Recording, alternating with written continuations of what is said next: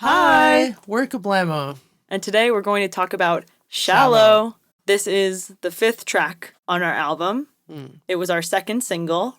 It's one of my favorite songs we've done. I feel like I say that about every song. It is the most recent song that we've written on the album, and we wrote it in January 2021, directly after Intro. So we wrote Intro, and it was kind of the best 3 days of our life. We were just high off of this music making. Like, how do we top this?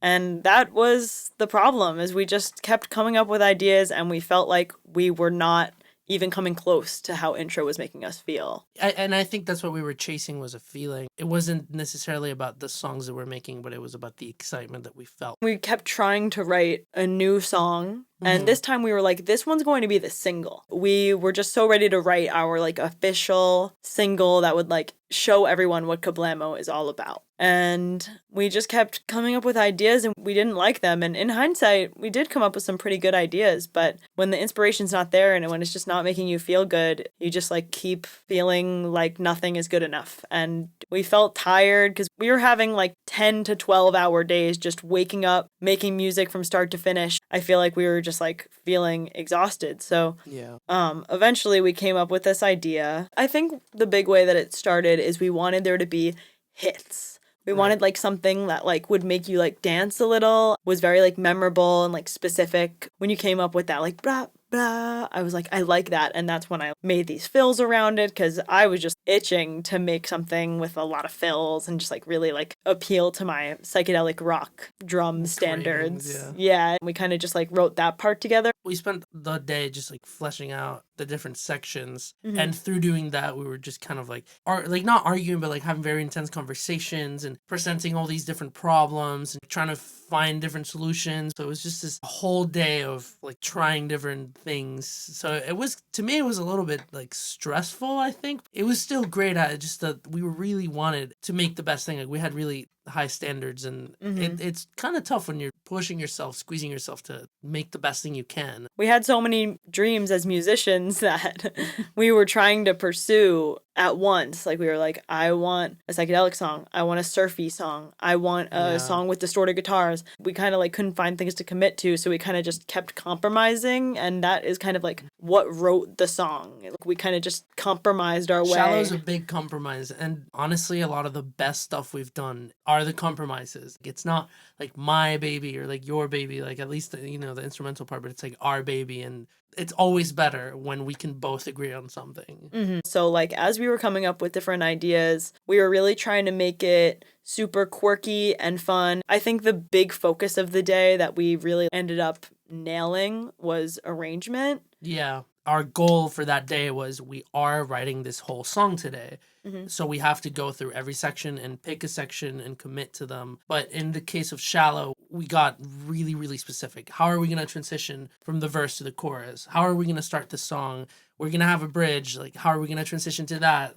I honestly think that's why this song rocks, because we thought about every single section right off the bat, and that propelled us for what we would ultimately do in the next phase of overdubs and vocal melodies and etc. It's all about going into it with a really clear vision. Yeah. As soon as we came up with our compromises and liked certain parts, the vision was clear. It just allows us to maximize it. With other songs, we had to work out arrangement after we recorded it sometimes, and that makes it a little bit harder to translate the feeling. But with this song, when we were overdubbing, recording stuff in the future on top of it, we were just maximizing already existing arrangements, so we really delivered the message.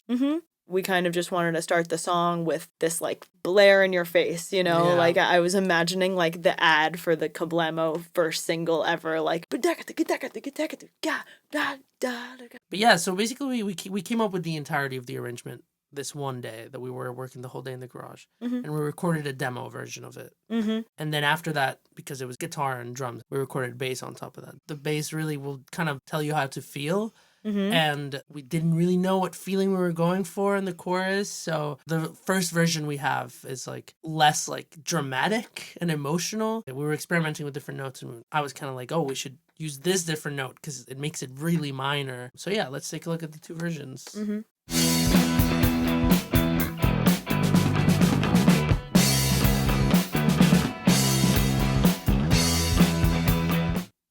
This is the new version.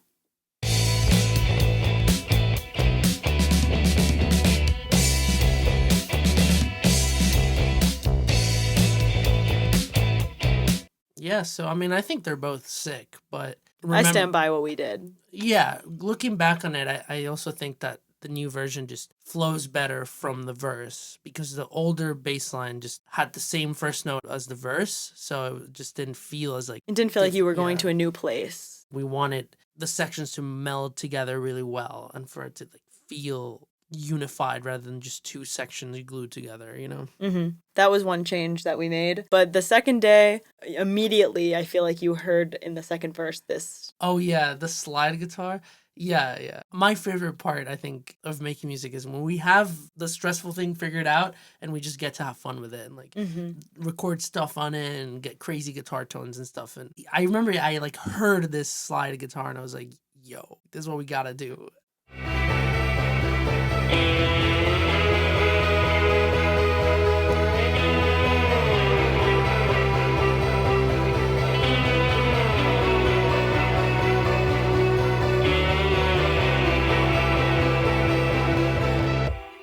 I feel like that just really drives the song. And it definitely got me really excited. We wanted every section to have something that made it special. I do think that this second verse guitar right here was what gave us the high that we were chasing. Yeah. So much. After intro, we were like, wow, I actually really love what's happening right now. Yeah. When did we do vocal melody? Second day also? Yep, second day at night. At night, right. So it was the end of the day. We sat down. Right off the bat, Santi was kind of like, you can sing this one, I think. Yeah, I took a step back. I remember just being like, this is like Julia's song. Like, she's ripping on the drums too, so it was like, obviously. We just started writing the verse. I think my biggest contribution was like, yeah, I think you had the rhythm of the melody down or something. And I remember I was walking around and I kept hearing like the, like just the notes, like or some. Point is, I came up with the notes. Julia made it into a great melody, and then she really homered with that chorus melody. Yeah, that chorus melody just came right to me. It was the first thing I thought of. I literally didn't scratch anything else. It was just that. And I was like... I didn't know. I didn't remember that. That's sick. It felt like so familiar to me. Maybe it's just like, I don't know. It's like a lullaby. Like, and I remember you were saying that a lot during that time. We're like, I want the melodies to be like, you know, like simple, catchy, but like in a good way. Like, da da da da da da da. It's like so. Like... I was just like, am I like ripping off something? I was kind of singing it out of pitch, and I think that was like throwing us off a little. It was like, I don't know. I wasn't sold immediately. Psst, idiot.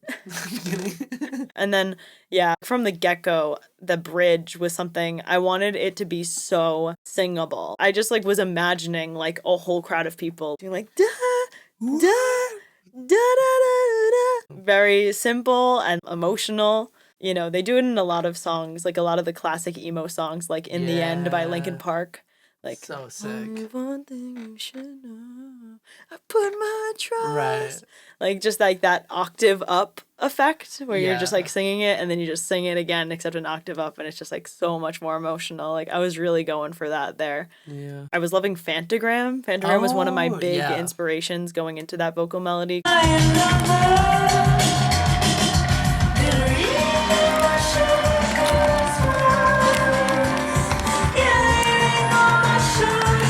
Trying to come up with vocal melodies right now, and I was just trying to like channel that psychedelic but also like angsty, distorted, angsty. Like, I was definitely like, I want this to be like Fantagram, Evanescence.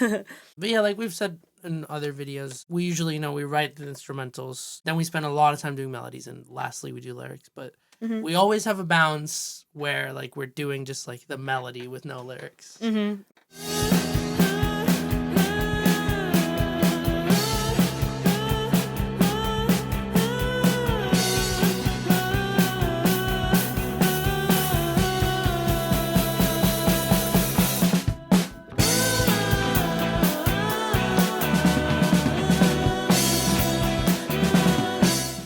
So sick. Since it was a song that I knew I was going to be singing, I feel like I had this like underdog hope for it. But like, I feel like we still kind of like left it on the back burner. And we were like, all right, this song honestly probably isn't going to be the single. Maybe this will be like a deep cut. But I would spend a lot of time at work just trying to think about lyrics really hard. I think that like one thing that we really struggled with for a while, and also was a big reason that I think we ran into such stress with this song, is because we were like, what is the feeling in this song? Like, I have no idea. Like, it just wasn't making sense to us based off of the instrumentals and even my melody, like what it would be about. In hindsight, if the song were about anything else, it would probably be like kind of weird. It was interesting to talk about because Julia is known for being an optimist, and for her to like whip out like a angsty song, like it can't be like go to hell. It has to be like respectful. That's what I love about Shallow. It's like it's as angsty as you're gonna get, Julia. It's still a very respectful song. Yeah, please be kind. Please be nice to me. Like, okay, like is it really that hard to ask? Like you're only a loser because you're not nice. Is like the message. For a long time, we wanted to have a song where we stand up for ourselves and kind of like speak up about our place in the world and like how we get treated sometimes. I feel like a lot of people just pin things on you just by looking at you, and they just make decisions about you. And that's like a big thing that this song is about. The first lyrics for the whole song that I came up with were, they want to put you in a box, tell you who you are, and tell you who you're not. And I was like, okay, this is like a great prompt. That's a thesis like statement. The whole, yes, that's what the rest of the lyrics are going to be kind of based around.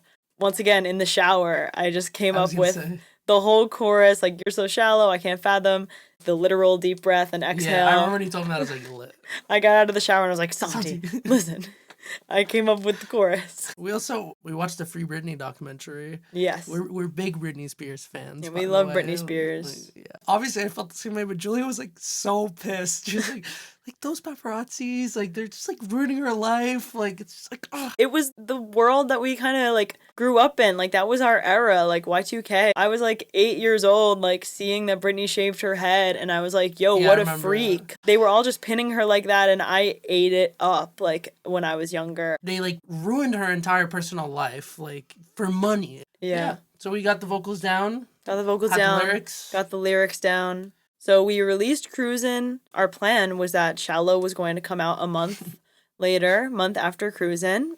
It ended up coming out a year later, almost to the day. Once we were like, Shallow's the next single, we're doing it. There was like a couple days where we're in my room at the time, and we were doing the last 20%. We're like, let's do the finishing touches. And some of the things that we did were like all the synth work in the song. Like we added synth bass, we added like actual like synths. Especially in the bridge. This was one of my favorite moments making the album. In the computer, you can like write notes. They're like MIDI, and like you can literally draw the notes that you want to be played, and you can send them to like real synthesizers. So we did that for the synth bass. It was just playing like the same note, but like an octave up and down. So like do, do, do, do. But then we started like screwing with the synth while it was happening. It was a really, really happy accident, but we ended up coming up with this like super amazing like pitch thing on the synth bass that took the bridge to like 5 next levels. It's like my favorite sound in the whole world. It like, sounds like... Yeah, so basically like I was like putting the pitch all the way up, and then it would change the note, and then I would put the pitch all the way down. It'll make sense. Let's play it. Yeah.